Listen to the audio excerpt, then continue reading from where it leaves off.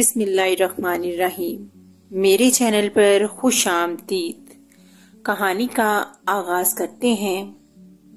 وہ آدمی بے حد پریشان نظر آ رہا تھا۔ قاضی نے اس کی طرف غور سے دیکھتے ہوئے کہا، تمہیں کیا پریشانی ہے؟ اس آدمی نے برائی ہوئے آواز میں کہا، جناب، میں شہر کا مشہور سوداگر وحید الحسن ہوں۔ قاضی نے چونک کر اسے دیکھا۔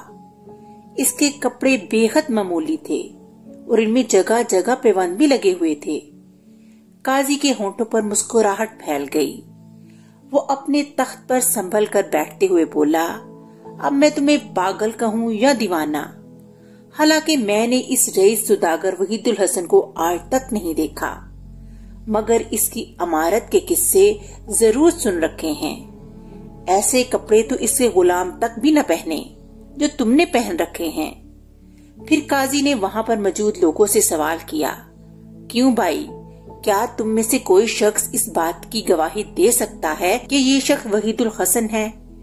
ایک آدمی اٹھ کر بولا، قاضی صاحب، اس کی شکل تو وحید الحسن سے بے حد ملتی جلتی ہے، مگر حلیہ اس جیسا نہیں ہے۔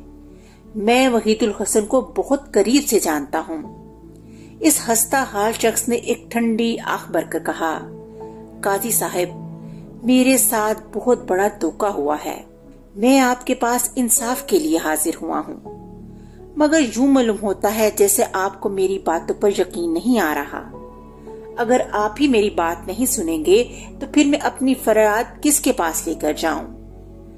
قاضی سنجیدہ ہو کر بولا، اچھا، تم اپنی بات سناؤ، تمہارے ساتھ پورا انصاف کیا جائے گا۔ اس آدمی نے کہا کہ جیسا کہ سب جانتے ہیں کہ میں ایک سوداگر ہوں اور مجھے شکار کا بے حد شوق ہے۔ یہ کل کی بات ہے، میں اپنے گھوڑے پر سوار ہو کر جنگل شکار کھیلنے کی غرض سے گیا۔ میری بدقسمتی یہیں سے شروع ہوتی ہے۔ ایک ہرن کے پیچھے میں جنگل میں دور تک نکل گیا۔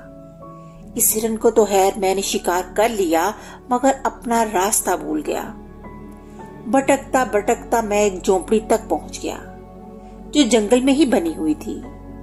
وہاں میں نے ایک ایسے شخص کو دیکھا جو شکل و صورت اور قد و قامت میں ہو بہو مجھ جیسا تھا۔ میں اپنے ہم شکل سے مل کر بہت خوش ہوا، مگر مجھے کیا پتا تھا کہ وہ بعد میں مجھے دھوکا دے گا۔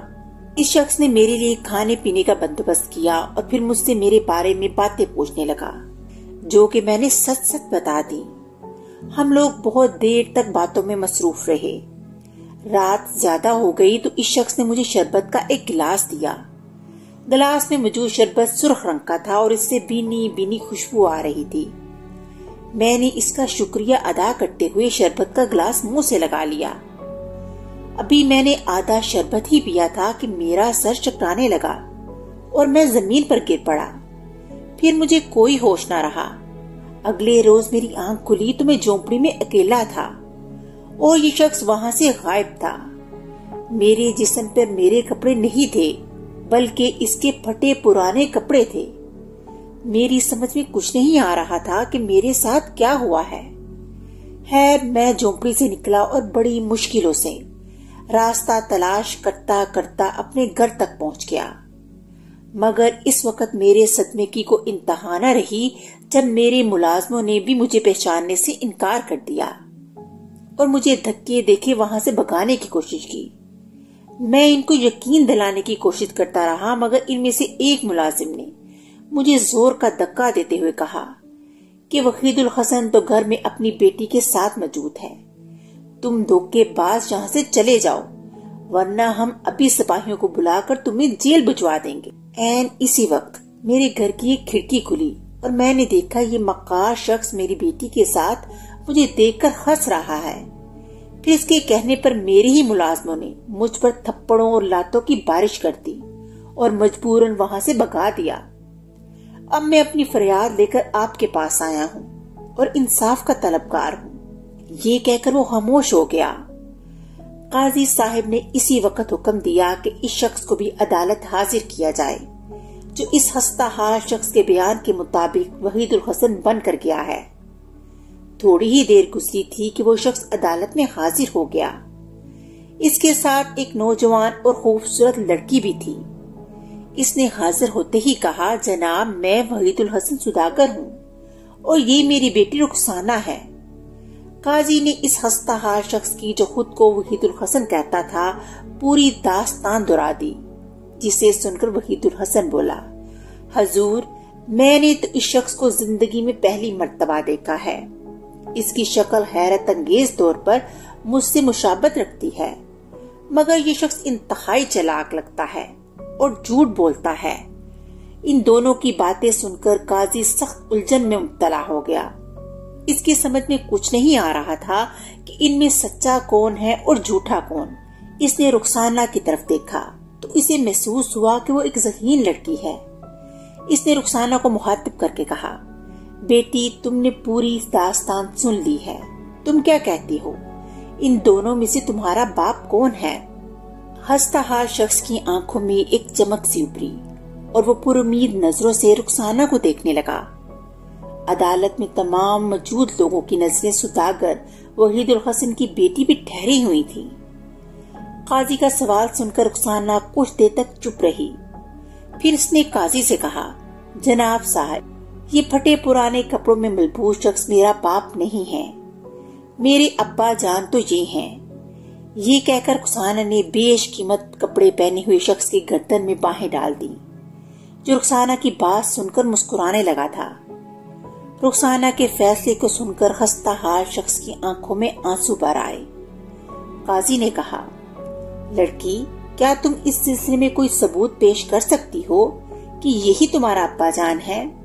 جی ہاں، میرا ثبوت ایسا ہوگا کہ اس سے دودھ کا دودھ اور پانی کا پانی ہو جائے گا۔ آج سے تقریباً 5 برس پہلے کی بات ہے۔ میرے ابا جان کے ایک دشمن نے ان کے سامنے قسم کھائی تھی کہ وہ تلوار سے ان کی گردن اڑا دے گا۔ ظاہر ہے اس کی بات نے میرے ابا جان کو بے حد پریشان کر دیا تھا۔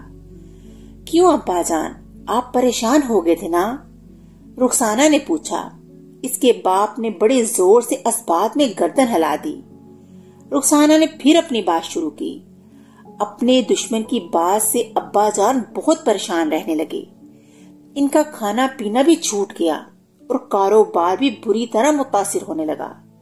انہی دنوں میری ایک پری سے دوستی ہو گئی تھی۔ جب میں نے اس کو اپنی پوری کہانی سنائی تو اس نے وعدہ کیا کہ میرے ابا کی پریشانی دور کر دے گی۔ اس نے میرے ابا کی گردن پر اپنی جادو کی چھڑی لگائی اور بتایا کہ دنیا کی تیز سے تیز دھار والی تلوار بھی ان کی گردن کا کچھ نہیں بگاڑ سکے گی۔ بہرحال ان کا دشمن تو ایک روز آسمانی بجلی گرنے سے جاں بحق ہو گیا، مگر اب میں ثبوت کے لیے یہی بات آپ کے سامنے پیش کر رہی ہوں۔ آپ جلاد کو بلوائیے اور میرے ابا کی گردن پر تلوار چلوائیں، ان کی گردن نہیں کٹے گی۔ بیش قیمت کپڑوں میں ملبوس شخص کا چہرہ سیاہ پڑ گیا۔ قاضی نے فوراً جلاد کو بلوانے کا حکم دیا۔ رخسانہ دھیرے دھیرے مسکرانے لگی، پھر ہستہار شخص سے مخاطب ہو کر بولی، اب تمہیں اپنے جھوٹ کی سزا مل جائے گی۔ تم میرے ابا کی جگہ حاصل کرنا چاہتے تھے نا؟ تھوڑی دیر ہی گزری تھی کہ سیاہ فام جلاد ہاتھ میں چمکدار تلوار لیے اندر داخل ہوا۔ قاضی نے اسے حکم دیا کہ وحید الحسن کی گردن پر پوری قوت سے وار کرو، مگر ابھی جلاد نے تلوار فضا میں بلندی کی تھی کہ وحید الحسن قاضی کے قدموں میں گر پڑا اور روتے ہوئے بولا، جلاد کو روکیے ورنہ میری گردن کٹ جائے گی۔ میں وحید الحسن سوداگر نہیں ہوں، وحید الحسن یہی آدمی ہے۔ قاضی نے سپاہیوں کو نقلی وحید الحسن کو گرفتار کرنے کا حکم دے دیا۔ رخسانہ دوڑ کر اس ہستہار شخص کے سینے سے لگ گئی۔ پھر اس نے قاضی کو بتایا کہ وہ بھی یہ فیصلہ نہیں کر پا رہی تھی کہ اس کا باپ کون سا ہے، اس لیے اس نے ایک کہانی گڑھی تھی۔ قاضی نے رخسانہ کی عقل مندی کے اعتراف کے طور پہ اسے اپنی طرف سے 500 اشرفیاں بھی دیں۔ اس کی ذہانت کی وجہ سے ایک الجھا ہوا مقدمہ منٹوں میں حل ہو گیا۔ اسی روز پورے شہر میں اس عجیب و غریب مقدمے کی تفصیل پھیل گئی۔ وحید الحسن سوداگر واپس اپنے گھر پہنچ چکا تھا اور اس بات پر پھولا نہیں سما رہا تھا کہ خدا نے اسے رخسانہ جیسی حسین بیٹی اور عقل مند بیٹی عطا کی ہے۔ اس طرح کہانی کا اختتام ہو گیا۔ اگلی کہانی کے ساتھ پھر ملیں گے، تب تک کے لیے اللہ حافظ۔